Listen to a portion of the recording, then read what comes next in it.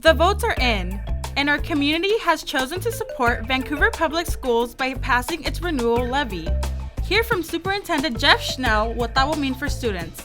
Plus, hear what kids have to say about their experiences at school. And dancers from Vancouver School of Arts and Academics have earned their way to a prestigious national dance camp. Hear from them about the importance of art in their education.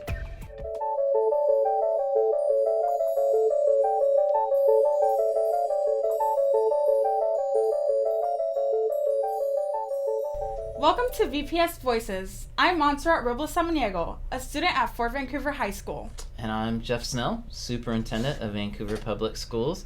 Monse, it's so great to have you here with us. Thank you for having me. Yeah, you're a senior, right? Yes. At Fort, and as we were preparing for this, you were just telling me that you had a senior meeting today. So what does that mean? Well, it was a little nerve-wracking, but we talked about just basic stuff, cap and gown orders, prom, graduation, the graduation parade that we have where we walk around in middle schools and then elementary schools as well.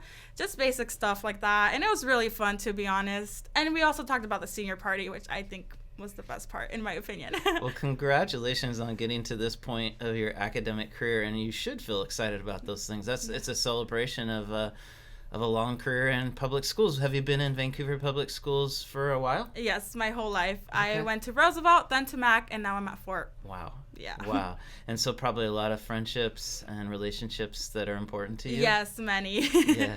And you told me that you're interested in maybe being a teacher? Yes, I am very interested in becoming a teacher. In fact, I'm already a certified paraeducator, but I can't work yet because I don't have my diploma. But as soon as I get it, I'm going to apply, and I'll be working and studying at the same time. How did you become a certified para? Well, because I'm in Careers in Education, a magnet program at Fort, and basically it teaches you the elements of being a teacher, and we get the opportunity to take the para test, and it's completely funded. And so I got to take it last year, and I passed it, thankfully, and so now I'm a paraeducator. Congratulations. Thank you. Do you think learning about how to be a teacher helped you be a better student? Oh, most definitely. Yeah. You learn so many strategies in there. And so now whenever I'm in the classroom, I realize what my teacher is trying to do, you know? Yeah. I'm like, oh, okay, she's using this strategy to get us to be quiet. Nice. And you also serve on student advisory. Yes, I do. Yeah. Tell me a little about that experience. It's been great, to be honest, because I really like advocating for mental health. And through student advisory, we've gotten together and talked about creating a mental health project to better inform teachers and kind of get them a little more training on how to deal with those kinds of situations. And so I think it's great. That's amazing. And I remember the last meeting you were talking about May being Mental Health Awareness Month. So maybe the student advisory might push out some communication in May. Yes. That'll be fantastic. Mm-hmm. Well, we appreciate your service on that advisory.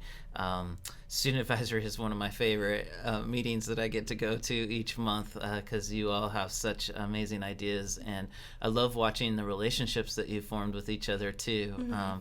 And I think we're going to meet next week at Hudson's Bay. Yes, we are. For our meeting, and we always have some food and a tour of the school, and then get to plan on our work. So thank you for serving in that way.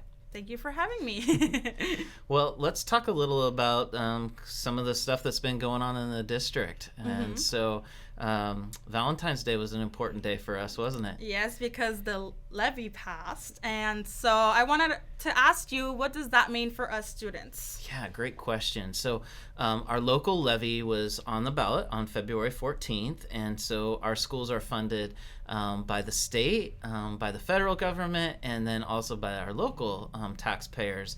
And every 3 or 4 years, we have to go back out to the taxpayers and ask for their continued support. And so we're so grateful that the community said yes to the programming and staffing that is funded through that levy. And really what it means for students is a continuation of the programs that are in place now. So things like extracurricular programs, the levy pays for the staff that support those. So coaches and band directors and concerts and things of that nature. And it also pays for extra staff. And so to try to keep our class sizes maybe down, or some of those unique classes, like you mentioned, the Partners in Career class, sometimes, we need some extra staffing to make that work, because there might not be 32 students in every single classroom. And so our levies can support that as well. So another 4 years of those things. Thank you, community. We really appreciate you. And we're looking forward to making those funds really translate to success for students. That's amazing. To say thanks to those voters, we asked students from around the district to help out with a video, and here's what they submitted. Enjoy. Thank you for supporting our community schools. Thank you, voters. Thank you for supporting VPS. Thank you for supporting our school. Thank you for your continued support of our Vancouver Public Schools. Thank you, voters. Gracias, votantes. Gracias, votantes. Gracias, votantes. Thank you for supporting us. Thank you for supporting our schools.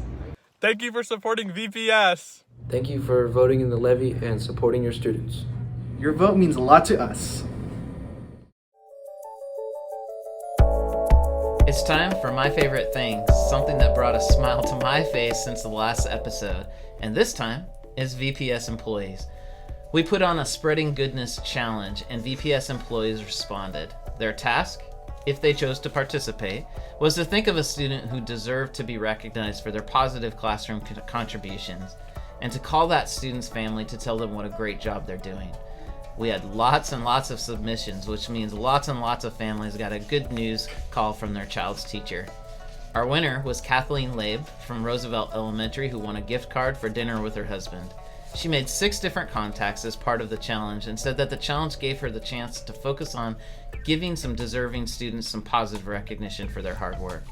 She hopes to continue that work moving forward. Congratulations, Kathleen, and thanks to everyone who participated. Dancers from Vancouver School of Arts and Academics earned the right to attend a prestigious national dance camp in March. We caught up with them as they rehearsed for their big extended day dance performance. The students in this troupe come before school twice a week to choreograph and perform original dance pieces. One of the movements comes from a professional in Portland and is based around Little Red Riding Hood. The dancers performed this piece at an extensive camp at Point Park College in Pittsburgh. We asked them what they love about dancing.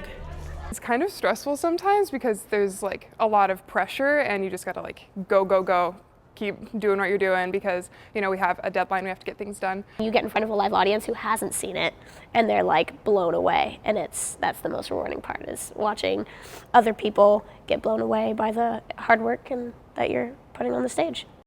At the camp, they got to audition for recruiters, hoping to earn college scholarships as well as professional opportunities. Students and parents raised funds all year long so that the students could attend. Congrats to these dancers!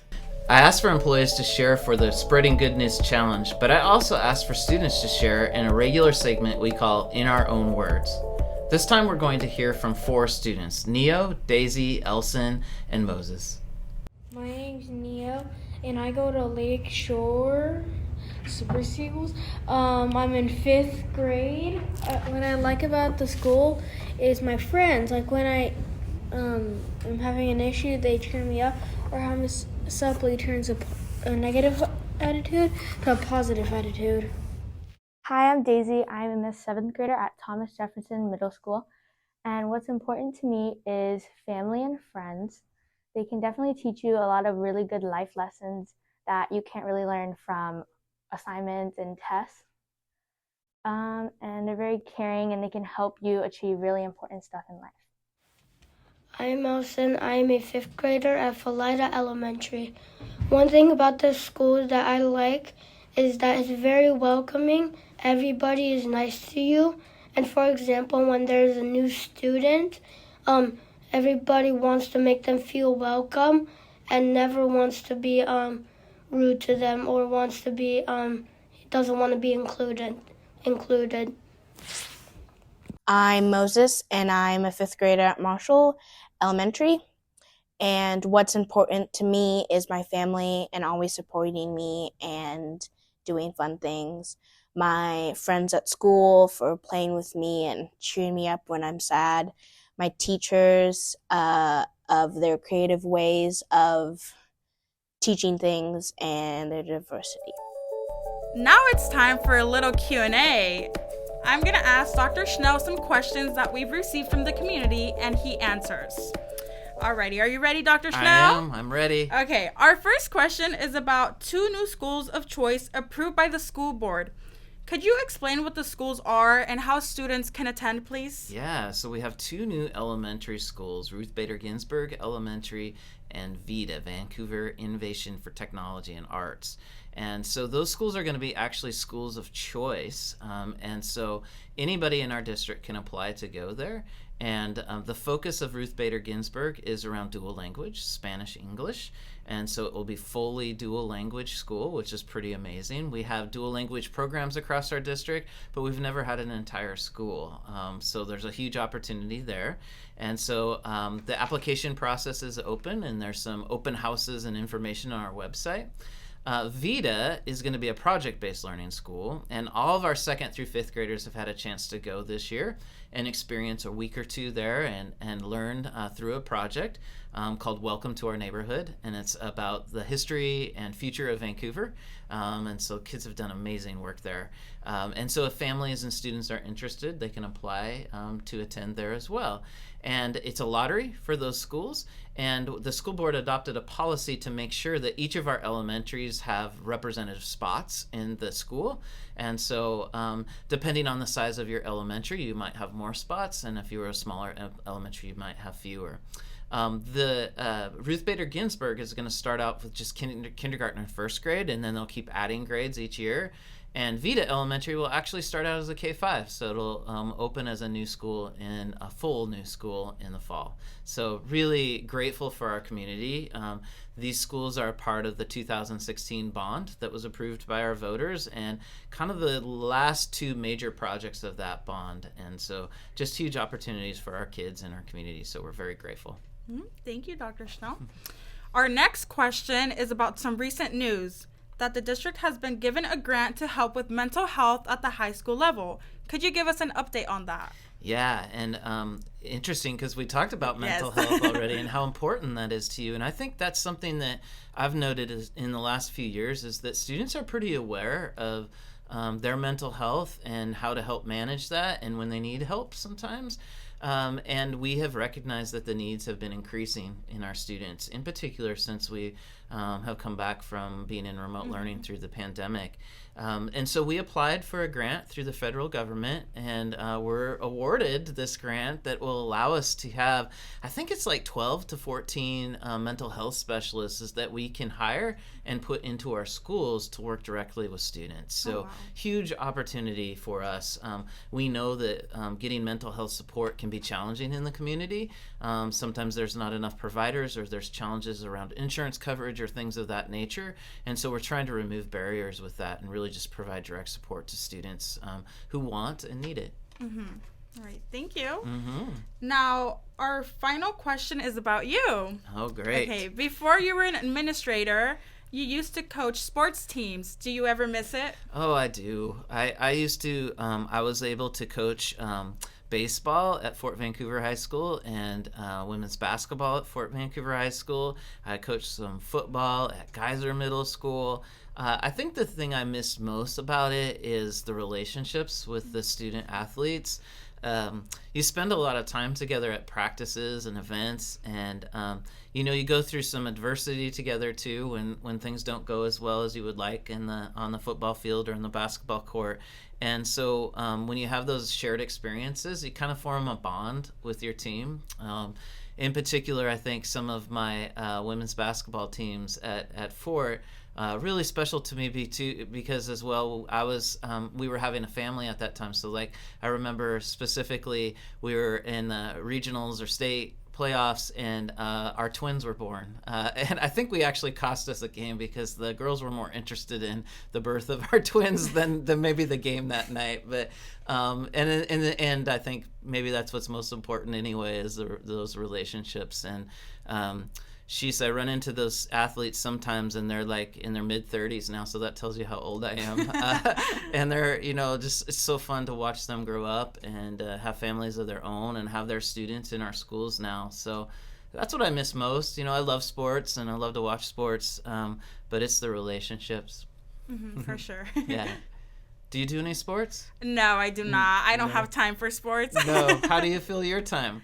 Well, I work at a retirement home nice. as a server, and I also volunteer at the free clinic, actually, as a Spanish interpreter, and also at the plaza for childcare.